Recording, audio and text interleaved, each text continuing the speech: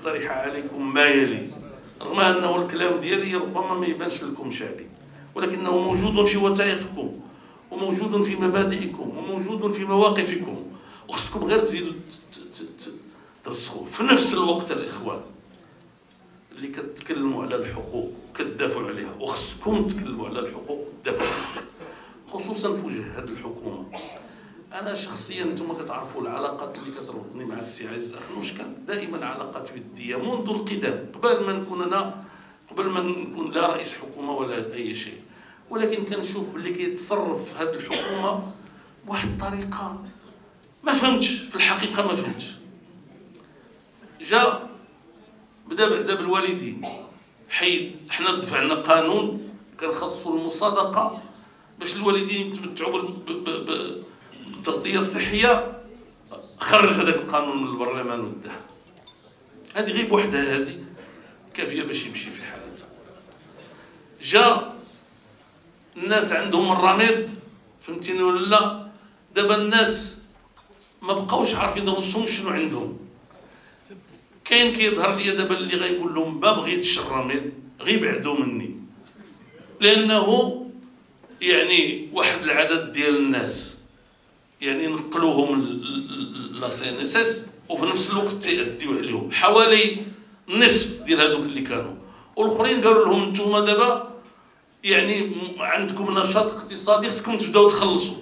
يعني كيعاودوا واحد القصه، قال لك واحد الباز شاف واحد القط، فهمتيني ولا، وسحب له قنيه، وهو باش يشدو هو داك القط ولا تشبر فيه. قال با داك الباز قال له هذا راه شفتو شد فيا، قال له طلقوا، قال له رانا طلقت، هو اللي ما بغاش يطلق.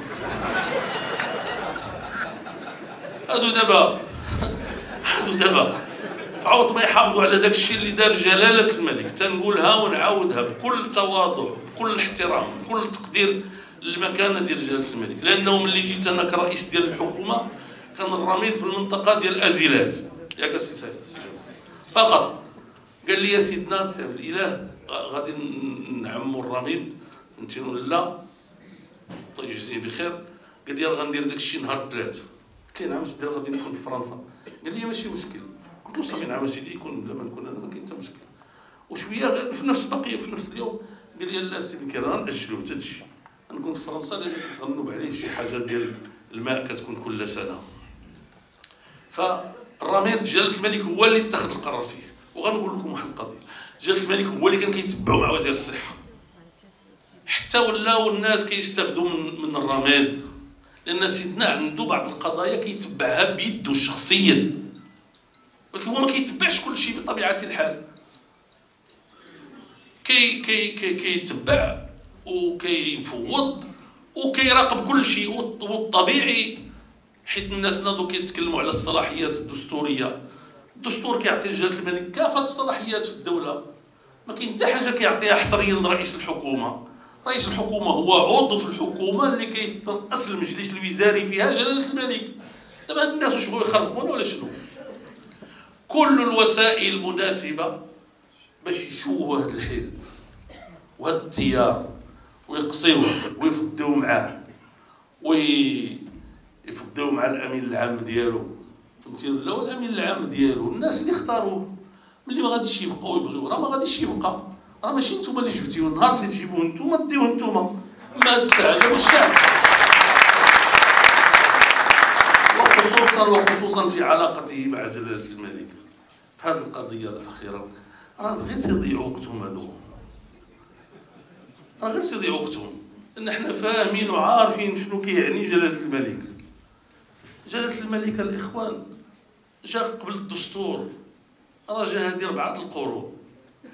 النهار اللي هذه الاسره العلويات ولات الرئاسه ديال هذه البلاد بلا دستور بلا حقوق الانسان بلا حتى شي حاجه، بالبيعه، وهذه البيعه راه ما زالت موجوده، وهي موجوده في المرجعيه الاسلاميه التي نعتز نحن بالانتماء اليها اولا وقبل كل شيء، وعلاقتنا معها مبنيه اولا وقبل كل شيء على هذا الشيء. وهذه العلاقه هذه هي واحد العلاقه اللي محكومه بالمنطق ديال المرجعيه الاسلاميه، اللي مبني على النصح، مبني على السمع والطاعة، لأن الله هو اللي قال لنا واطيعوا الله واطيعوا الرسول وأولي الأمر منكم، هو اللي قالها لنا. ولكن كذلك الطاعة في المعروف. ولهذا هذه المحاولات كلها هي اللي كيديروا باش يشوشوا بيننا وبين جلالة الملك ستذهب سدى، لأن جلالة الملك هو ما غيفرطش في الدين، وحنا ما غنفرطوش في جلالة الملك، لأنه هو أمير المؤمنين وهو الذي قال ولا لا أنه بصفة المؤمنين أن يكون حلالا ويحل حراما.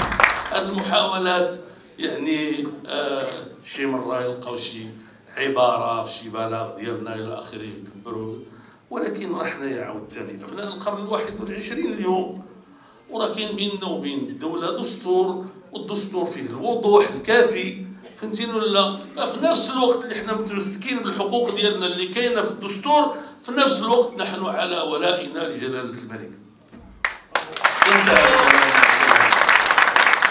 ولهذا يا اخواني هذا المسار المعتدل اللي تيقول عوض الصراع التعاون، واللي تيقول الحقوق بالامانات والواجبات الحقوق بالعداله والواجبات بالامانه، هذه المبادئ ديالكم التي تصلح حتى للحزب بيني وبينكم، هذه المعاني، هذه المرجعيه، هذه الثقافه، هذه التربيه، كاين الناس بغاوها. انا وياكم والسيتيم وهاد الاخوان وهاد الاخوات حنا سيدي ما بغيناش لا الصراع، هو في الحقيقه ما بقاش دابا الصراع، دابا بقات المقالب. راني حشمت منكم نقولها لكم بالدارجه. بقات المقالب. واش ماشي مقلب؟ الحزب كان عنده 300,000 ولات عنده 2 مليون وشحال ديال الاصوات بلا ما دار والو. ياك هو كان في حكومه 10 سنين وقال لك هذه الحكومه ما دارت والو، اذا انت هو ما دار والو، اذا ديالاش هاد اكثر من 10 سنين، اذا منين جاب هاد 2 مليون و300,000 ديال الاصوات؟ منين جابها؟ من لا من الاخير، فهمتيني ولا لا؟ بقاو تابعين للمعاش الاستثنائي وخليو 17 مليار ديال الدرهم. هادو ماشي دابا كيقولبونا فقط، هادو دابا كيتفلاو علينا، انهم يسخرون منا كشعب. هاد الناس هادو اللي خدامين بهذه الطريقه، هاد المقالب وهاد الاعلاميين ديالهم، هاد الاعلاميين ديال لا هلفاس كيقول واحد الكلمه يشويني فيك، يشويني فيك.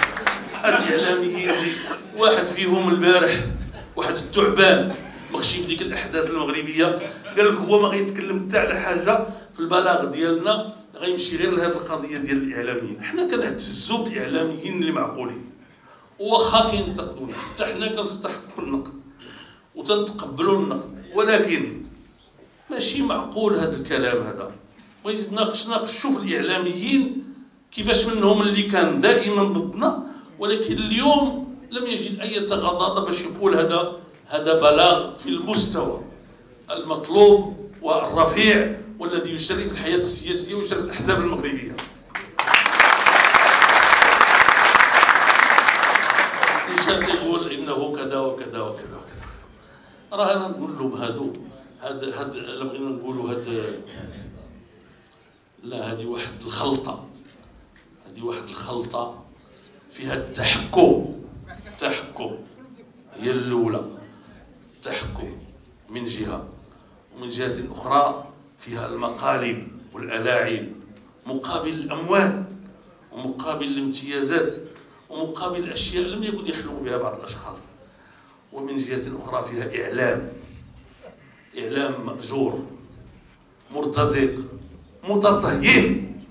حنايا ما بكل صراحه ما يمكن ليناش ندينوا الدوله ديالنا، حنا مع الدوله ديالنا، لا يمكننا ان ندين دولتنا، ولكن لا شفنا شي وزير مال ذات اليمين او مال ذات الشمال او بالغ في موقف معين ولم يراعي ان ذاك الوقت الناس جالسين كيموتوا كنقولوا راه هذا سيسيء الى بلادنا وسيسيء الى دولتنا وسيسيء الى ملكنا، كنقولوا شي كلمه على قد الحال، وهذه الكلمات تكاد تمر لا يراها أحد، ولكن إذا شاء الله أن يظهرها فإنه يظهرها. ولهذا اليوم الإخوان ديالنا المغرب في حاجة إليكم، بلدكم في حاجة إليكم. اصمدوا في مواقعكم، اجتهدوا في القيام بواجباتكم. أنا بغي نقول لكم واحد الطريق ديال النصر. إذا كنتم معلمين ولا أساتذة ولا أطباء ولا مهندسين ولا موظفين ولا عمال ولا أرباب العمل ولا أي شيء، خرجوا من العيوب ديال الآخرين. نتوما كونوا كتقوموا بالواجب ديالكم مزيان وكتخدموا بالنية. أقسم لكم بالله حتى تولوا نتوما هما الرؤساء. تنحف لكم بالله، تنعطيكم ضمانة ديالي بعد الله سبحانه وتعالى. الله تعالى يقول العاقبة للمتقين. ستكونون رؤساء في الدنيا، وإن لم تكونوا رؤساء في الدنيا ستكون لكم العاقبة عند الله، وهي التي جمعتنا أول مرة، وهي التي تتركنا نتحرك إلى اليوم ونصبر ونستمر. واخا هذا الشيء اللي تيوقع لنا، بلادنا هذه بلدي وإن جارت علي عزيزة وقومي وإن ظلموني كرام. فخص الإخوان ديالنا يفهموا المسؤولية ديالهم. راه ماشي القضية الإخوان أنه شي وحدين فيكم يوليو في مجلس المستشارين، ماشي هذا مزيان بطبيعة الحال. الإنسان يكون كيربح واحد 10 ولا 15,000 درهم يولي يربح 30,000 درهم، شكون اللي كره؟ سمحوا لي أنا إلا كتقولوا لي نتوما كتكرهوا هذا الشيء غادي نشك فيكم كاملين.